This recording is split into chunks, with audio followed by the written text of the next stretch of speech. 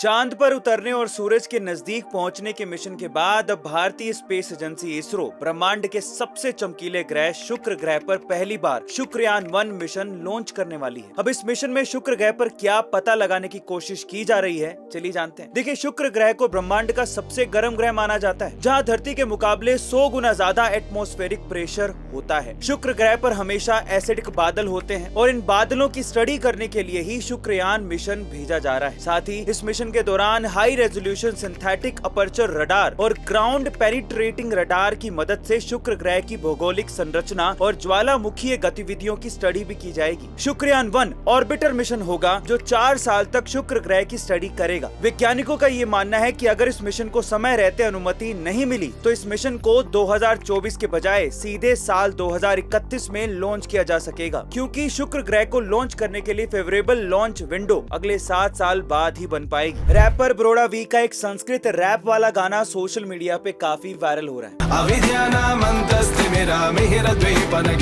लेकिन इस गाने में जो श्लोक उन्होंने उपयोग किया है उसका मतलब क्या है और उसका इतिहास क्या है, चलिए जानते हैं। दरअसल इस गाने में जिस श्लोक का उपयोग किया गया है वो 1400 साल पुराने सौंदर्य लहरी नाम के एक स्त्रोत का श्लोक है। इस स्त्रोत की रचना आदि गुरु शंकराचार्य ने की थी। इसमें यह बताया गया है कि शक्ति के बिना शिव संसार की रचना नहीं कर सकते थे। शंकराचार्य ने स्त्रोत की रचना इतनी बखूबी की है कि आज भी बड़े बड़े साहित्यकार इसकी रचना से प्रभावित होते हैं। आदि शंकराचार्य ने असत्य और पाखंड को खत्म करने के लिए ऐसी कई रचनाएं की हैं। साथ ही शंकराचार्य ने भारत में हिंदू धर्म को प्रसारित करने में बहुत ही बड़ी भूमिका निभाई है। उनके इसी योगदान को देखते हुए मध्य प्रदेश के ओंकारेश्वर में आदि शंकराचार्य का 108 फीट ऊंचा स्टैचू बनाया गया है। हम भी शंकराचार्य के इस योगदान के लिए उन्हें नमन करते हैं। उसका जन्म मुंबई के एक चोल में एक स्टंटमैन के घर पे हुआ। पिताजी को काम के इतने पैसे नहीं मिलते थे, इसीलिए वो चाहते थे कि उनका लड़का कम से कम पढ़ लिख कर एक नौकरी लग जाए।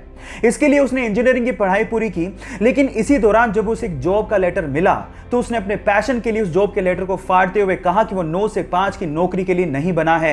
इसके बाद उसने गैंग्स ऑफ वासेपुर में एज एन असिस्टेंट काम शुरू किया और फिर पीछे मुड़ के कभी नहीं देखा। मसान मूवी से उसने सबका ध्यान अपनी तरफ खींचा, राजी मूवी से सबके दिलों में जगह बनाई और संजू मूवी के कमली किरदार से उसने सबको रुला के रख दिया। फिर उसके बाद उरी मूवी में दमदार किरदार करके नेशनल अवार्ड तक जीता। 3 साल पहले जिसे कोई जानता तक नहीं था, आज उसने अपनी एक्टिंग और अपनी मेहनत से करोड़ों दिलों में जगह बना ली। विकी कौशल के इस मेहनत के लिए 1 लाइक तो बनता है। धर्मेश सर, जमीन से उठकर आसमान तक को छूने की कहानी है इस बंदे की। बचपन से ही डांस के लिए दीवानगी थी। पापा की चाय की स्टॉल थी, इतना पैसा अफोर्ड नहीं कर सकते थे, फिर भी उसकी दीवानगी को देखते हुए उसे डांस एकेडमी ज्वाइन करवाई। 10 किलोमीटर उसे साइकिल पर छोड़ने जाते और उसे लेने भी जाते। इस बंदे ने भी पापा की पूरी हेल्प की, चाय के स्टॉल पे काम किया, चपरासी की तरह भी एक जगह काम किया, लेकिन डांस के अपने पैशन को कंप्लीटली फॉलो करते रहा। एक दिन किस्मत बदली और डांस इंडिया डांस के ऑडिशन में छा गया। उस ऑडिशन को आज भी 30 मिलियन से ज्यादा व्यूज यूट्यूब पर आ चुके हैं। उसके बाद उसने पीछे मुड़ के कभी नहीं देखा।